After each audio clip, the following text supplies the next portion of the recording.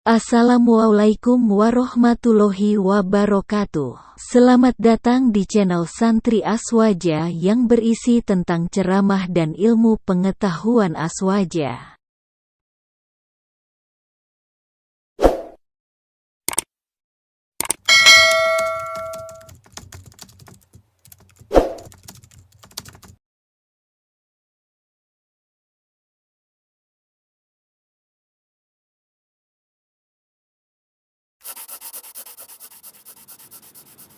Assalamualaikum warahmatullahi wabarakatuh. Bismillahirrahmanirrahim. Rabbi shrah li sadri wa yassir li amri wahlul 'uqdatam min lisani yafqahu qawli. Allahumma shalli wa sallim wa barik ala sayyidina Maulana Muhammadin wa ala alihi washabihi asmin amma ba'du. Yang sangat saya hormati Bapak Wakil Presiden Profesor Dr. Kiai Haji Ma'ruf Amin dan istri. Semua pejabat negara yang saya hormati, di sini ada Ibu Menaker, Dr. Fauzia, Kapolda yang saya hormati, Korem, semua yang saya hormati, Ketua MUI Banten dan Ketua MUI Jawa Barat, semua yang saya hormati. Ini tak tanya dulu sama Pak Dokter, ini gimana pakai masker? Gini Pak Bapak, gini Pak Bapak. Bismillahirrahmanirrahim. Saya syukur sekali diberi kesempatan sowan sama Kiai Ma'ruf karena beliau juga mustasyar kami di PBNU, dulu mimpin sebagai Rois Am dan dekat sekali dengan guru saya Kiai Haji Maimun Zubair. Terakhir ke sana sama Kiai ya, Kiai Ma'ruf ya, sama-sama banyak kiai di acara Mbah Mun.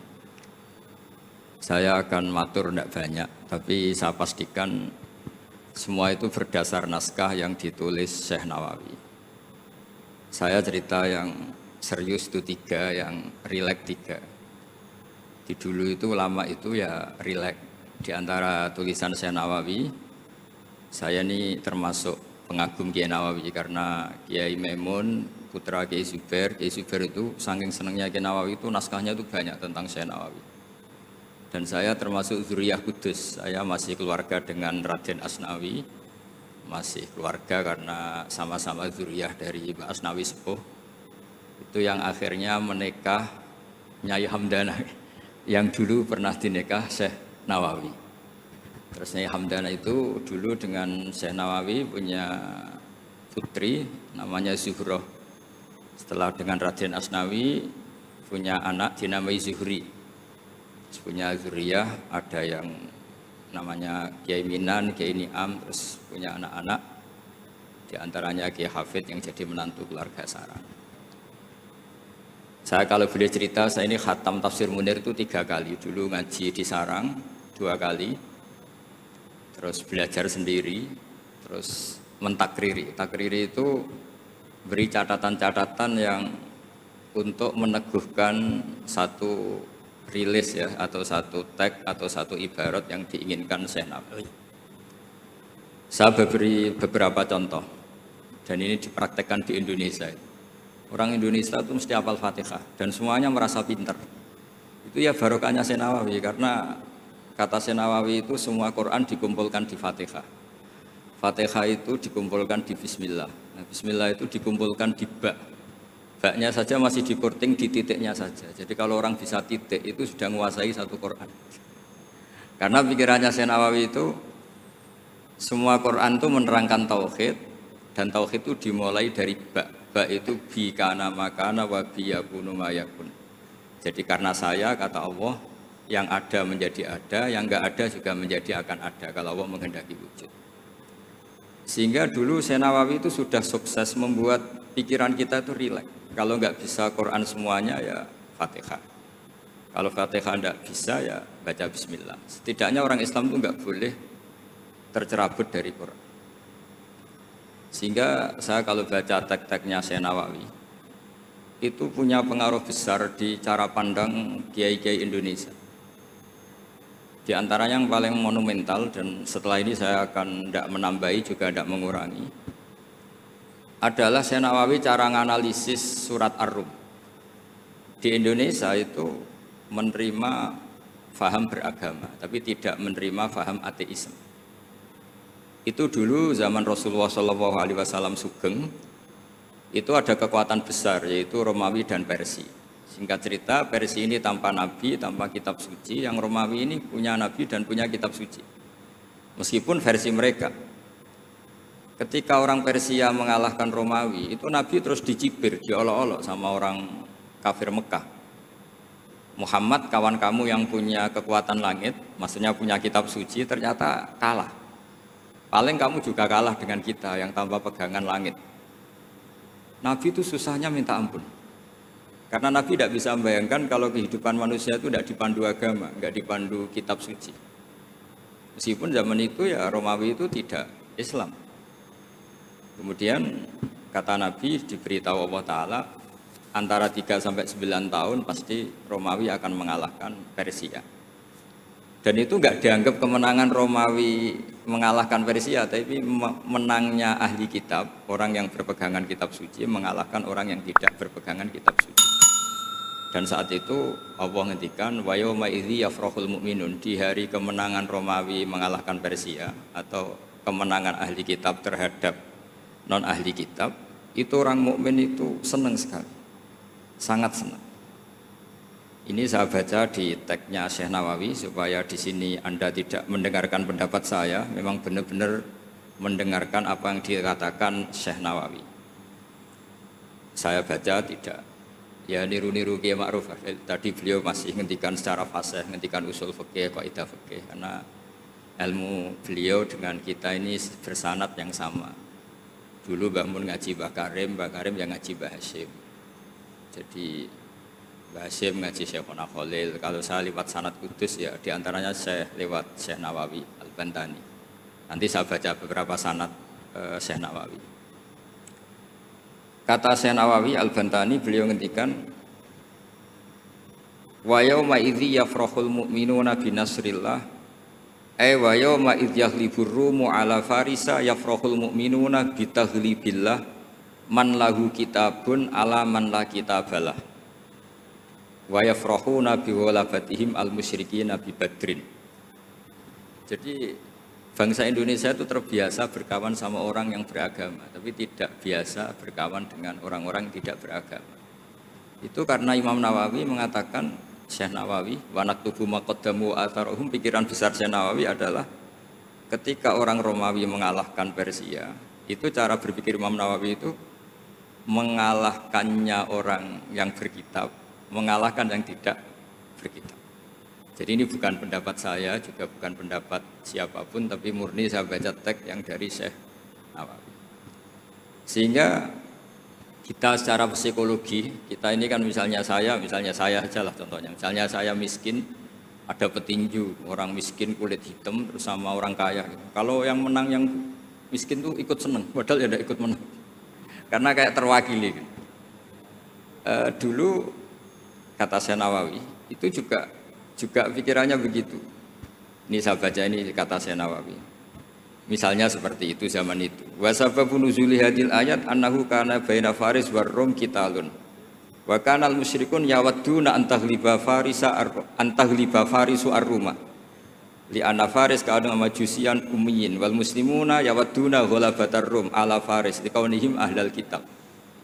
Jadi dulu itu kata Syekh Nawawi, pikirannya orang Islam, mbok yo yang menang itu ahli kitab karena sama-sama punya agama, punya peradaban. Jangan sampai yang menang itu yang tidak punya kitab, tidak punya peradaban. Jadi itu saya yakin yang mengilhami para guru-guru kita, para kiai-kiai kita bikin Pancasila, diantaranya yang membentuk Pak Karno, karena Pak Karno ya dulu ngaji sama Gus Sokraminoto, ngaji sama orang-orang pinter. Kita ini berketuhanan. Jadi itu ciri khas Syekh Nawawi diantaranya. Kemudian beliau menganalisis kemenangan. Kemenangan itu ketika orang Islam sudah kuat. Ini halaman 424. Ini nanti kitab saya tinggal di sini sebagai hadiah sama Gus Syauki sama keluarga besar Pondok Tanara.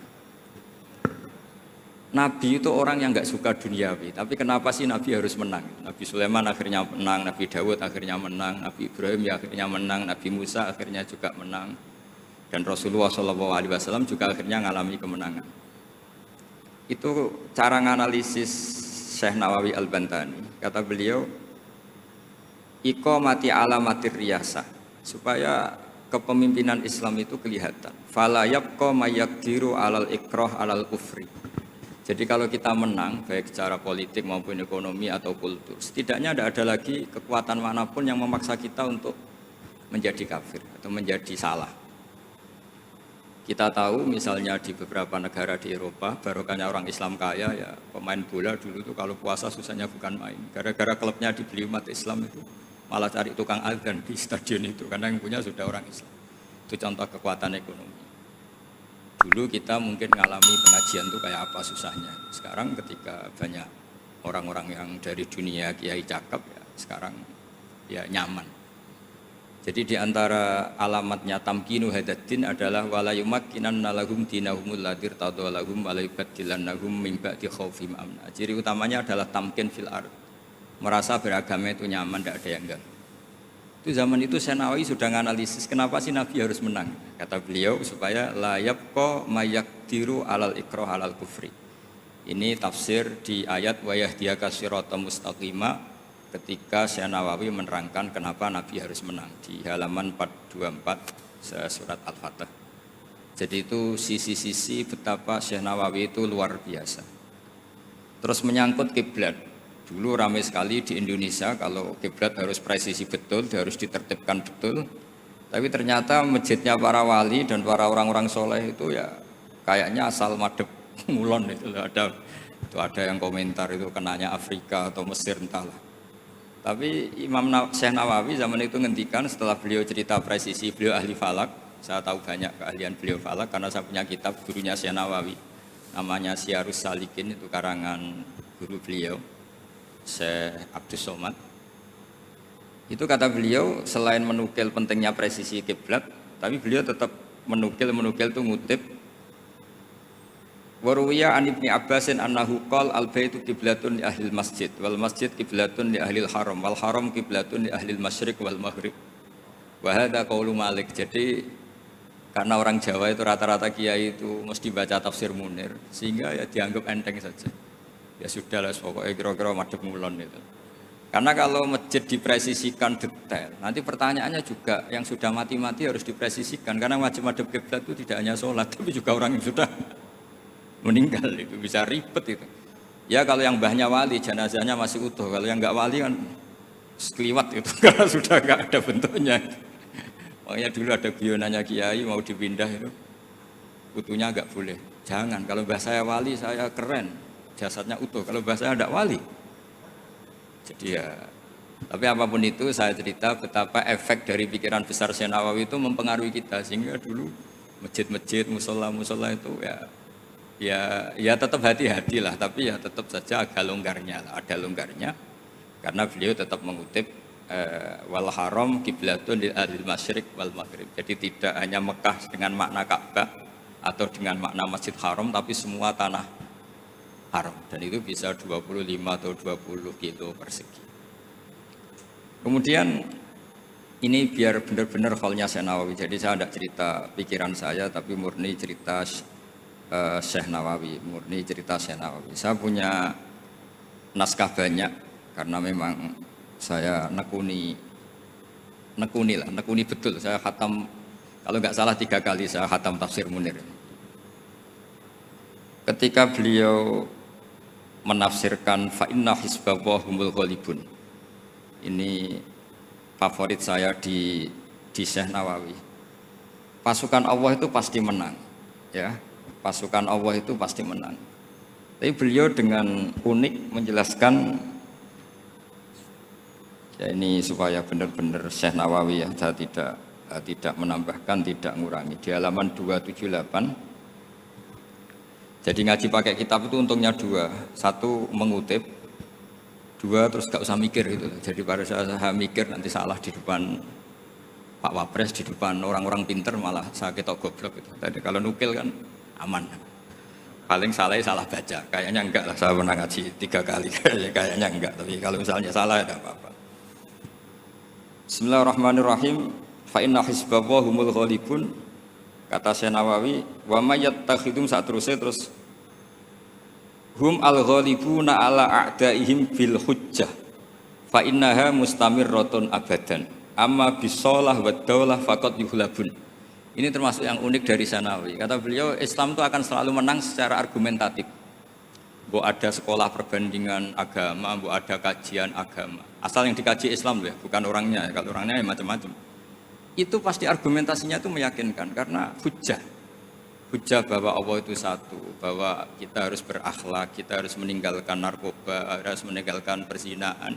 Itu argumentasinya mantap, secara uluhiyah mantap, secara sosial juga mantap. Tapi kalau secara kekuatan politik mungkin akan selalu ada, meskipun inginnya kita tidak ada, orang-orang Islam yang minoritas di negaranya atau dengan tanda kutip tertindas di negaranya. Zaman itu Senawi sudah ngendikan yang pasti menang itu bil hujjah fa innaha mustamirratun abadan. Ini di halaman 278. Amma bisolah wa daulah faqad yuhlabun. Kalau kekuatan struktural negara atau politik atau ekonomi, ya namanya hukum sosial ya kadang kalah. Dan itu dibuktikan secara lahir. Dulu Rasulullah itu pernah kalah di perang Uhud secara lahir. Ya karena itu fisik. Tapi kalau argumentasi logika Islam itu tetap kul falillahil hujjatul baligha. Logika Islam adalah logika yang klimak. Saya kalau didatangi beberapa dosen dari Jogja, saya sering cerita logika Islam yang paling klimak itu diantaranya saya sering memberi contoh. Ini misalnya saya megang kertas, ini besi. Pasti orang itu bilang besi sama kertas itu kuat besi. Tapi Anda salah. Secara materi memang besi lebih kuat ketimbang kertas. Tapi masalahnya yang mengendalikan saya ingin menghancurkan besi sementara ingin menyimpan kertas. Artinya Islam itu mengajarkan kita itu kabeh biadillah. Apa artinya besi kalau di bawah rencana dihancurkan? Apa lemahnya kertas ketika rencananya diabadikan? Nah, ini pentingnya Islam. Artinya apa? Ketika Islam bilang al-amru biadillah, itu tidak bisa ditawar. Meskipun apapun kekuatannya tetap menang Allah. Seperti tadi, saya megang besi sama megang kertas. Orang tak tanya pasti bilang kuat besi. Tapi kata saya, Anda keliru. Karena saya punya rencana menghancurkan besi, mengabadikan kertas. Artinya Islam itu mengajari tadi seperti yang dikatakan Kiai Ma'ruf, la haula wala quwata illa billah.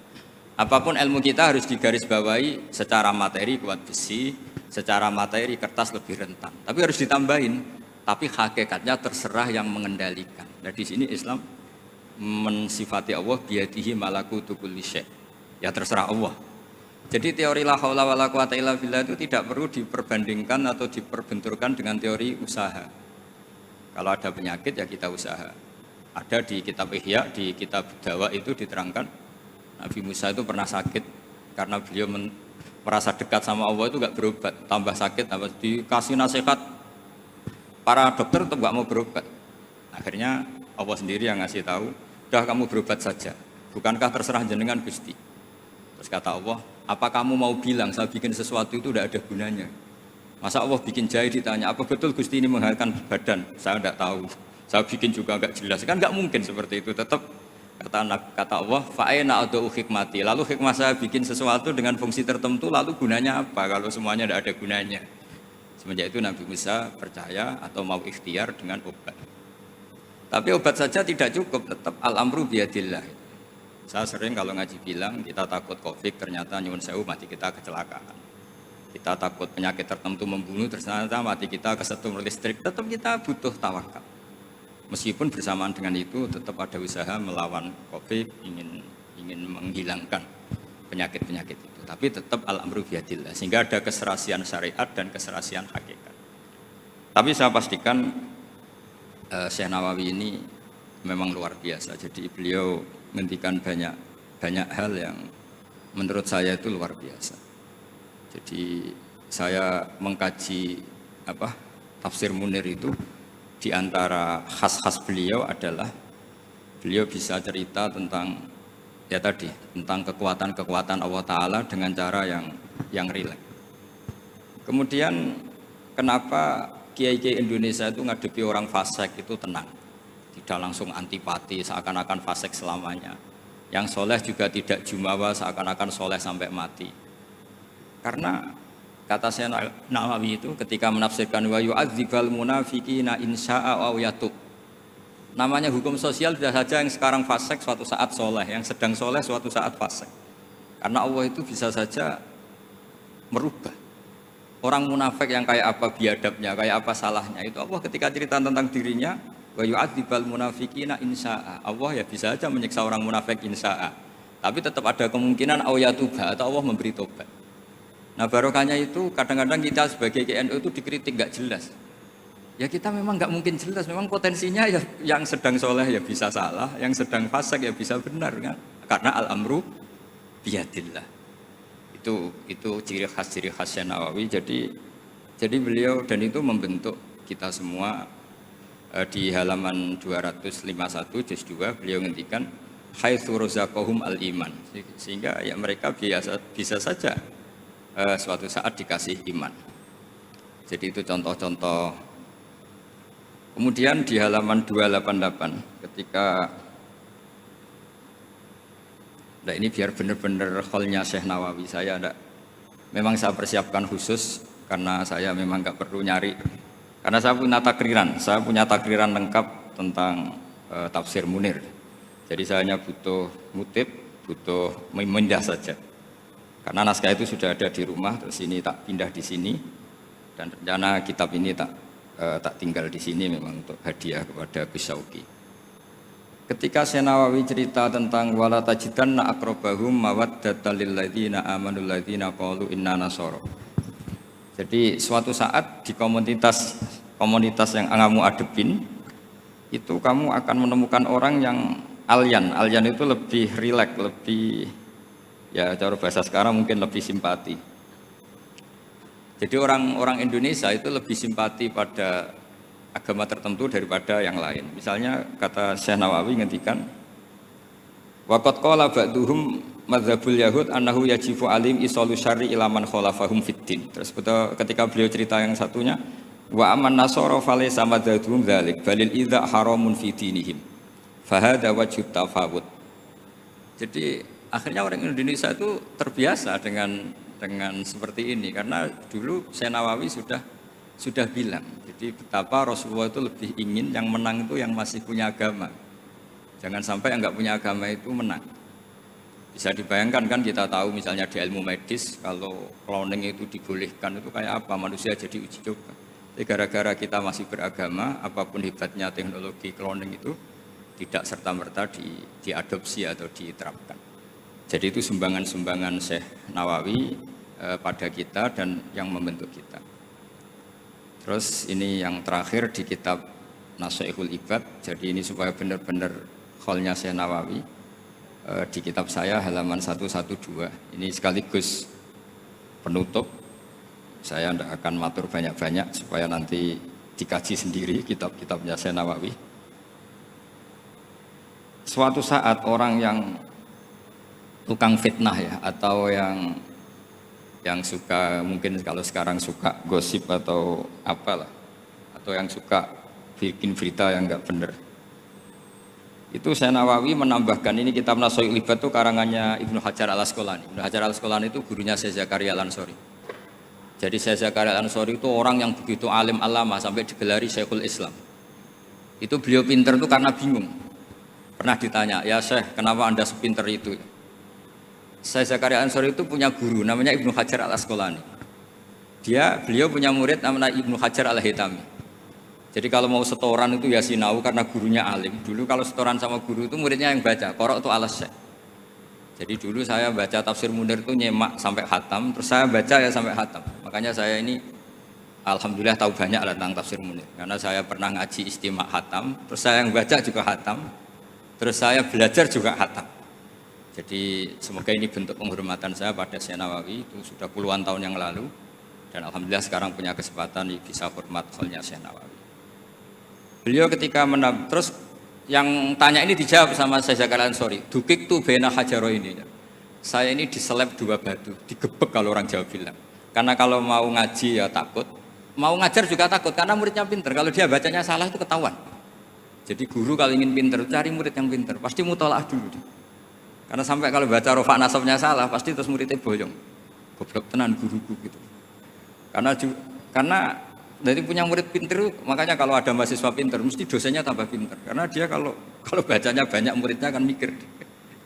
Itu disebut dukik tuh bena hajaro ini. Kata Syekh Nawawi, menambahkan yang dikatakan Ibnu Hajar al-Asqalani dalam kitab Nashihul Ibad. Beliau meriwayatkan satu hadis, yu'adzabul lisanu bi'adzabin la yu'adzabu bihi syai'un minal jawarih. Nanti lisan atau mulut itu disiksa Allah dengan siksaan paling pedih di atas organ tubuh yang lain. Terus lisan komplain sama Allah, lima tu'adzibu, kenapa engkau menyiksa seperti ini ya Allah? Terus dijawab, kharajat minka kalimatun balaghat masyariqal ardi wa magharibaha fasufika bihad damul haram wa ukhidha bihal malul haram wantuhika bihal farjul haram. Jadi lisan itu kalau kadung ngomong, itu orang yang harusnya disukai gara-gara dia provokatif atau menceritakan kebencian, orang benci semua. Yang orang harusnya dibenci karena perilakunya tidak menguntungkan bangsa dan negara atau tidak menguntungkan umat Islam, gara-gara dipoles sehingga dicintai. Jadi lisan itu bisa merubah segalanya. Jadi sekali dia punya kesalahan, kata Syekh Nawawi, sesuai riwayat yang beliau riwayatkan, dan beliau ngendikan turwiya annahu sallallahu alaihi wasallam, beliau ngendikan bahwa ini diriwayatkan dari Nabi, kharajat minki kalimatun balaghat atau kharajat minka kalimatun balaghat masyariqal ardi wa magharibaha fasufikat biha damul haram wa ukhidha biha al malul haram. Jadi ini sumbangan-sumbangan Syekh Nawawi yang kemudian membentuk kita. Jadi saya ulang lagi, mungkin para pengkaji naskahnya Syekh Nawawi tolong dibaca surat Ar-Rum. Surat Ar-Rum itu dulu Nabi itu masih belum kuat, masih di Mekah, dihimpit kekuatan besar, yaitu kekuatan Romawi dan Persia. Dan yang Romawi ahli kitab, yang Persia non ahli kitab. Dan orang musyrik itu non ahli kitab, jadi tidak berkitab. Ternyata Nabi ketika orang Faris menang, Nabi dicibir sama orang-orang musyrik bahwa nasib anda yang katanya punya kekuatan langit pasti nasibnya sama dengan Romawi. Tapi ternyata Allah akhirnya memenangkan Romawi, dan ketika Romawi yang menang ini oleh Syekh Nawawi ditafsirkan kemenangan yang punya kitab, bukan ditafsirkan kemenangan apa?